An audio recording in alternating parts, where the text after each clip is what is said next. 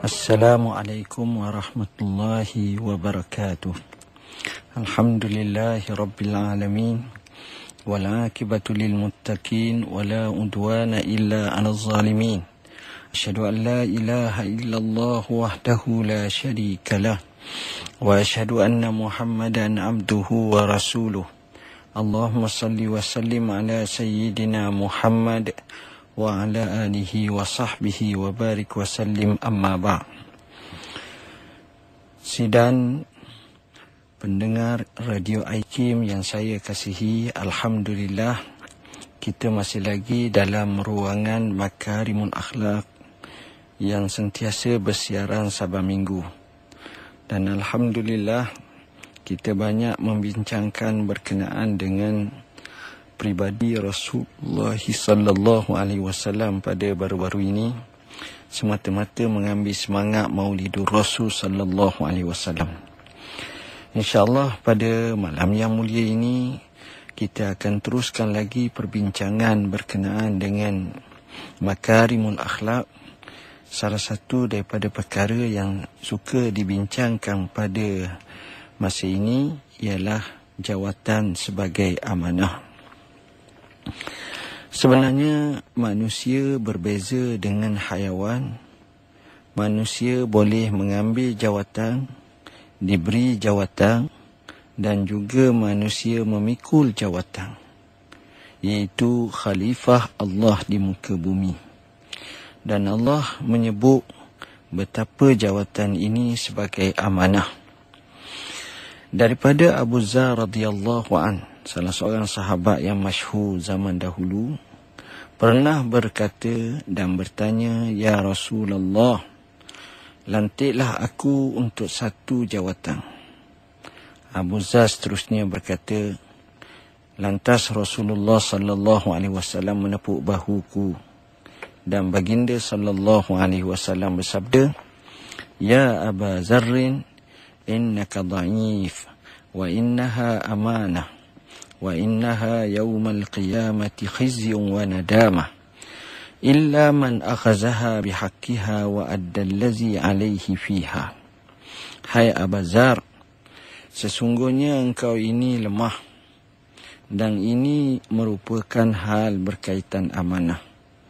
Di akhirat nanti ia akan menghina dan mendukacitakan kecuali orang yang dapat menjalankan dengan penuh kebenaran serta melaksanakan tugas yang dipikul ke atas tengkuknya.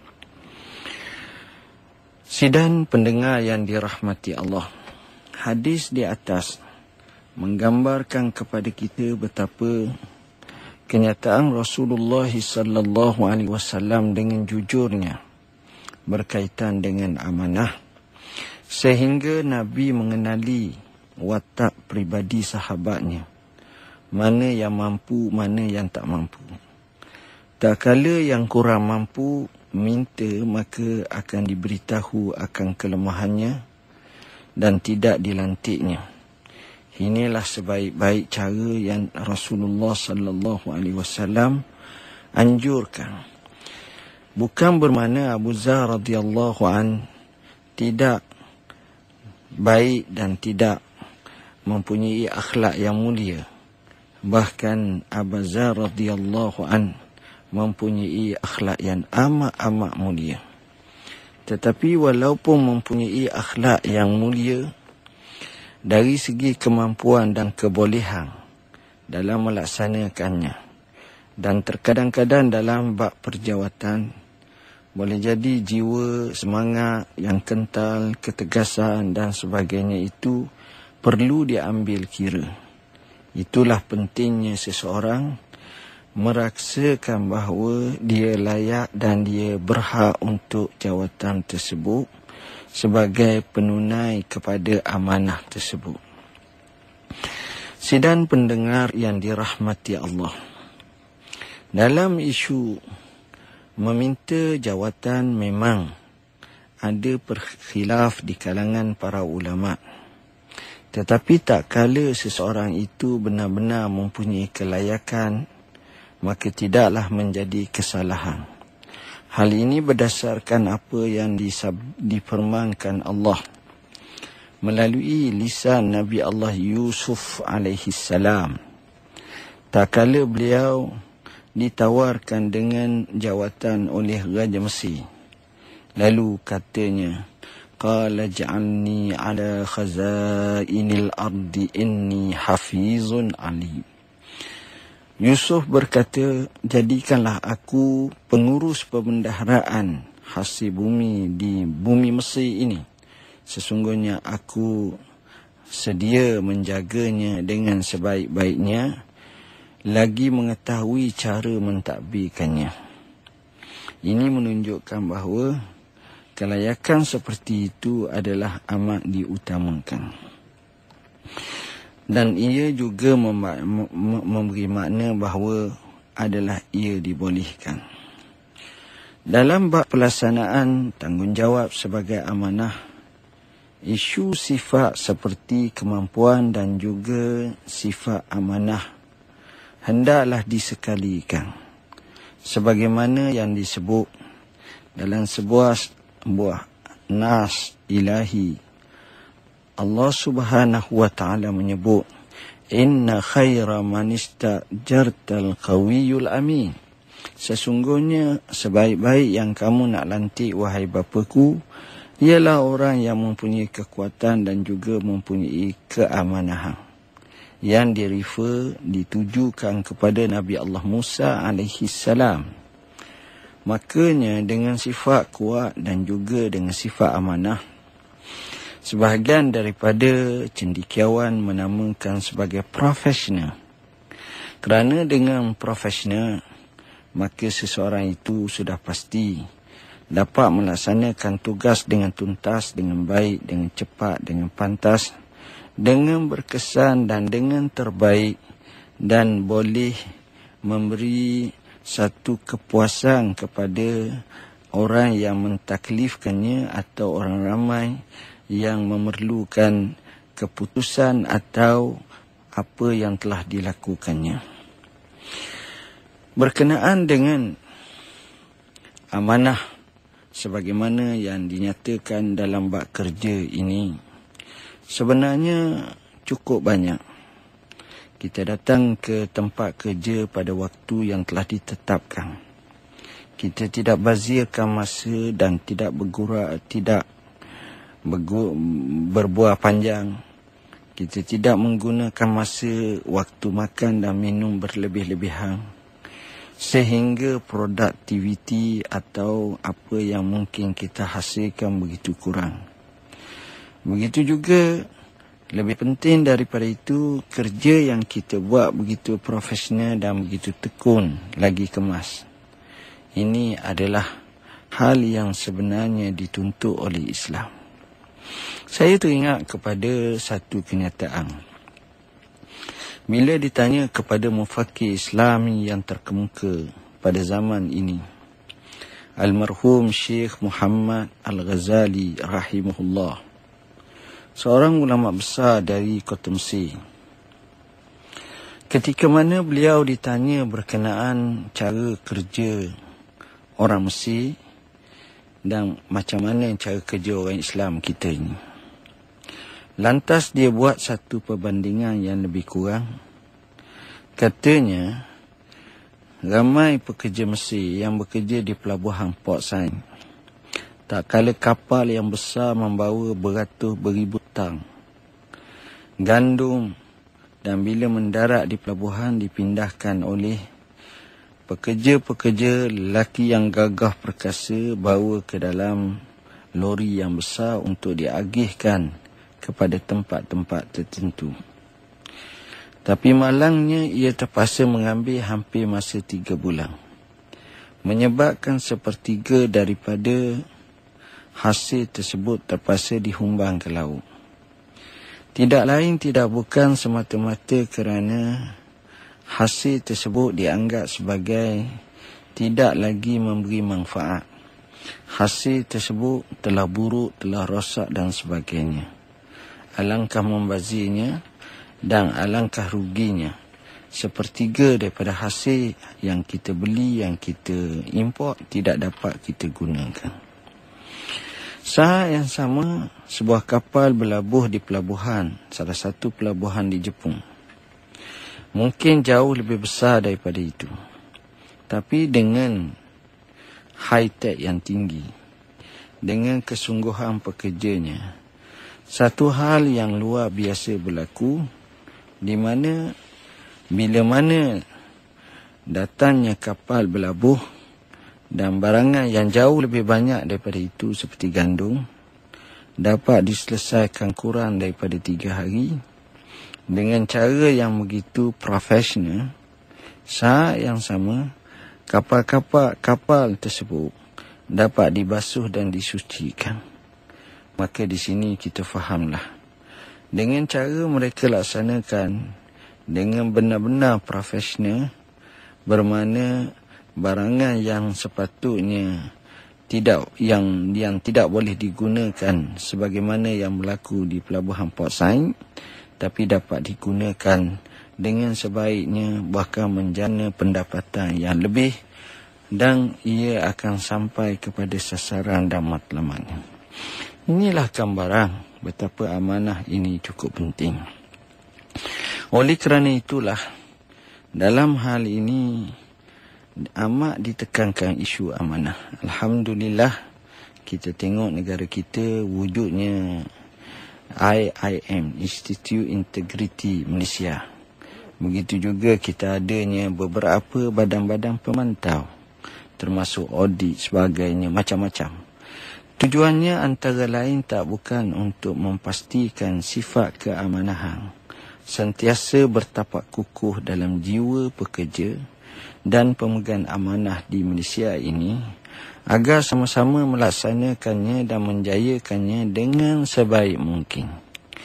Kalau ini berlaku, sudah pasti akan menatijahkan dengan natijah yang cukup baik. Sebab itulah kita nyatakan bahawa amanah ini hendaklah menjadi keutamaan bagi kita dalam melaksanakannya. Kita mesti faham, dengan amanahlah manusia akan jadi mulia, dengan amanahlah manusia akan mendapat kepujian, dengan amanahlah hati manusia akan begitu besar, bangga, begitu juga seronok, dengan rasa apa yang dia buat, dia tak akan rasa keluh kesah, tak rasa bimbang, sebab amanah dapat dilaksanakan dengan sebaik mungkin. Justru hal amanah ini tidak boleh kita pandang enteng dan tidak boleh kita pandang ringan dengan semata-mata tidak mengambil kira dengan sesungguh-sungguhnya. Sidang pendengar yang dirahmati Allah, dalam hal bekerja atau dalam hal melaksanakannya, ada terdapat beberapa kaedah yang sudah pasti dinyatakan dalam nas ilahi, dalam hadis Nabi menyebut. Antaranya apa yang Allah menyebut apabila kita bekerja, apabila kita memegang amanah, apabila kita berinteraksi dengan manusia, maka jangan kita memakan harta mereka secara batil, kecuali melalui perniagaan yang penuh dengan keredaan antara satu sama lain. Maka dengan cara tersebut sudah pasti memberi satu makna dan signal yang baik agar kita sentiasa menjaga hak-hak seseorang, rakan taulang, sahabat handal, pekerja, majikan dan sebagainya, supaya benar-benar kita mendapat pahala di sisi Allah Subhanahu wa taala. Saat yang sama, kita perlu mengelakkan daripada perkara-perkara syubhah. Dalam sebuah hadis Rasulullah sallallahu alaihi wasallam sabda, "Da' ma yaribuka ila ma la yaribuka." Tinggalkanlah apa yang menjadi ragu kepada apa yang tidak meragukanmu. Segala perkara yang menjadi ragu hendaklah dinyahkan dan dijauhkan. Ganti dengan perkara yang tidak menjadi keraguan. Dengan cara macam itu, maka hati kita akan senang.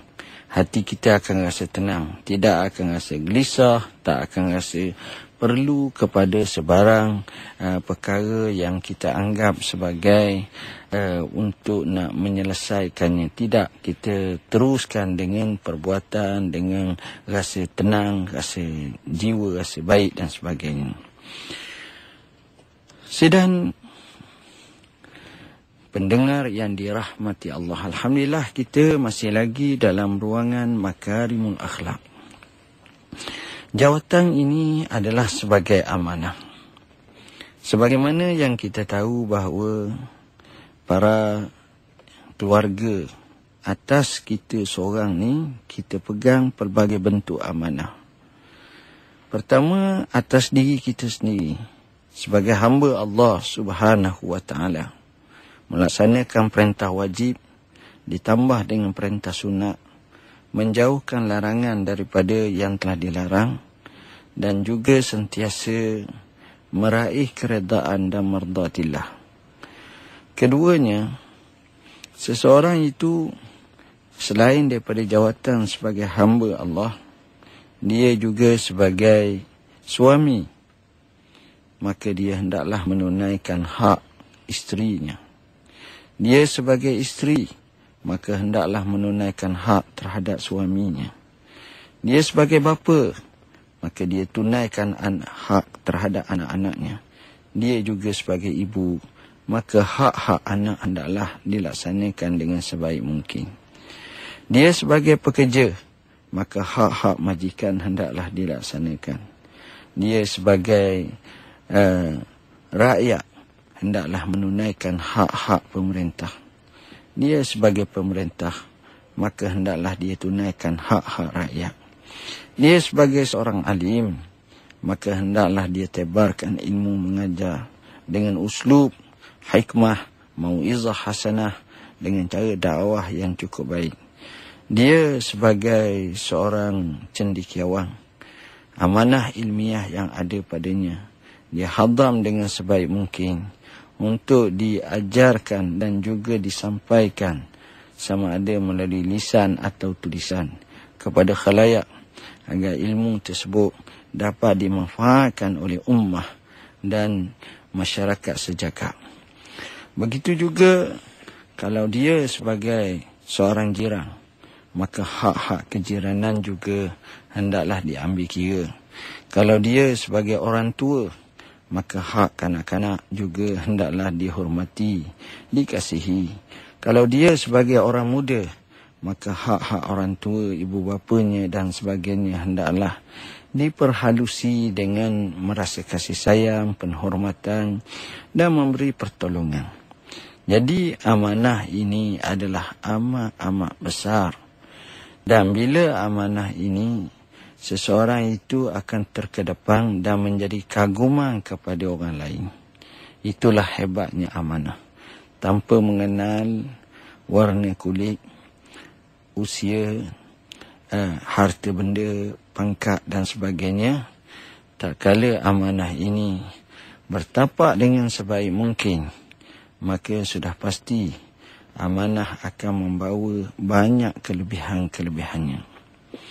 Saya teringat kepada satu kisah. Ketika Umar ibn Abdul Aziz baru dilantik menjadi khalifah, maka ramai perwakilan yang datang dari seluruh pelosok tanah Arab menyampaikan ucapan tahniah sebagai khalifah yang baru.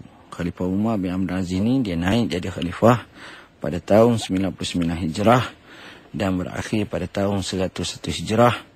Mula naik pada usia 39 tahun, berakhir pada usia 41 tahun. Dan Khalifah Umar adalah antara khalifah yang terkenal dengan keadilannya. Persih datuknya Sayyidina Umar ibn Al-Khattab radhiyallahu an atau Nyang itu. Seorang kanak-kanak yang berusia 11 tahun tampil ke hadapan untuk menyampaikan ucapan bagi pihak perwakilan Hijaz. Ada budak yang amat kecil duduk depan nak berceramah depan Umar bin Abdul Aziz sebagai khalifah ketika itu untuk menyampaikan ucapan. Lalu Sayyidina Umar ibn Abdul Aziz berkata padanya, berundurlah kamu dan biarlah orang yang lebih tua darimu tampil ke hadapan.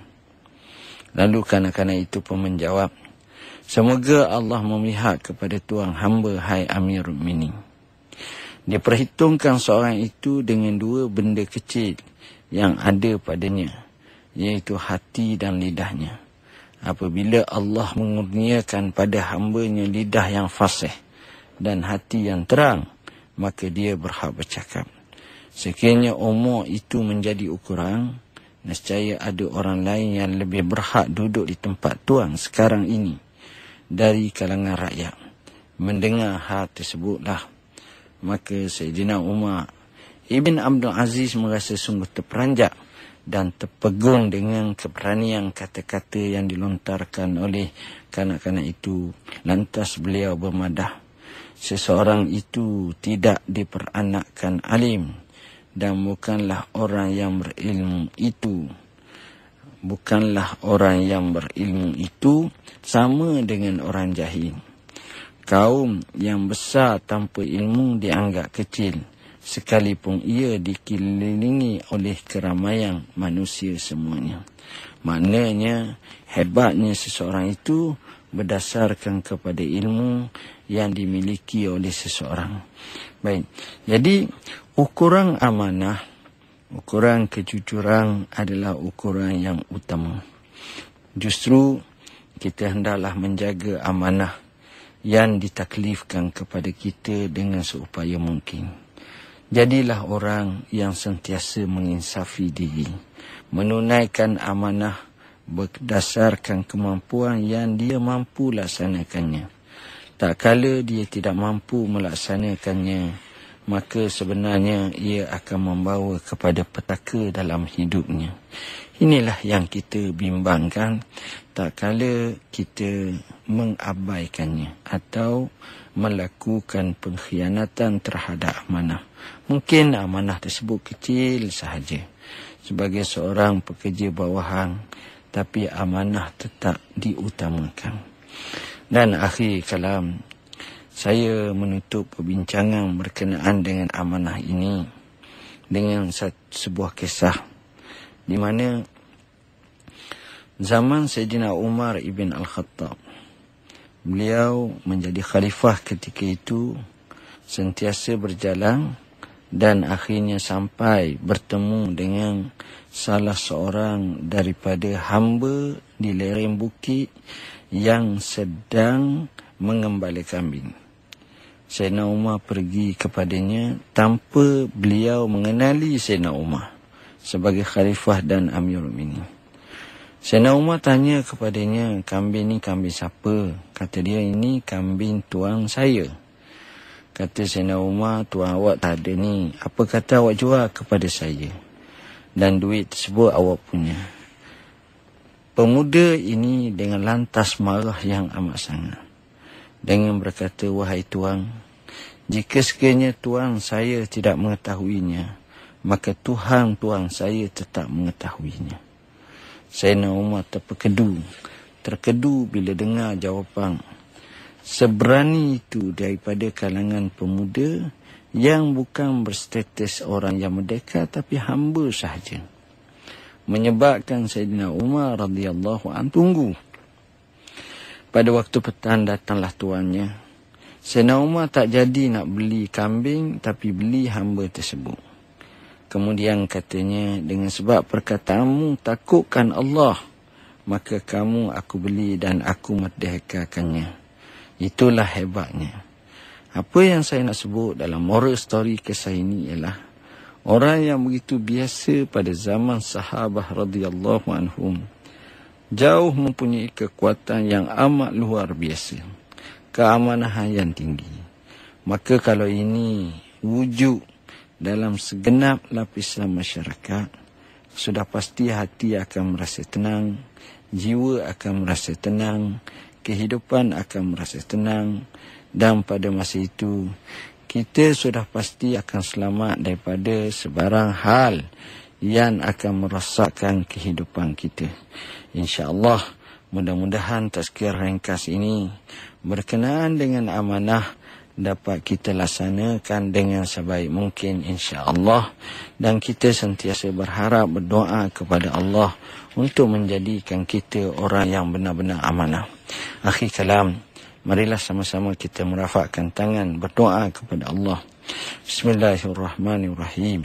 Allahumma faqihna fid din وعلمنا التأويل اللهم اجعلنا من الذين يستمعون القول فيتبعون أحسنه اللهم آت نفوسنا تقواها وزكها أنت خير من زكاها أنت وليها ومولاها اللهم ربنا عليك توكلنا وإليك أنبنا وإليك المصير اللهم ربنا آتنا في الدنيا حسنة وفي الآخرة حسنة وقنا عذاب النار وصلى الله على سيدنا محمد وعلى آله وصحبه وسلم والحمد لله رب العالمين والسلام عليكم ورحمة الله وبركاته.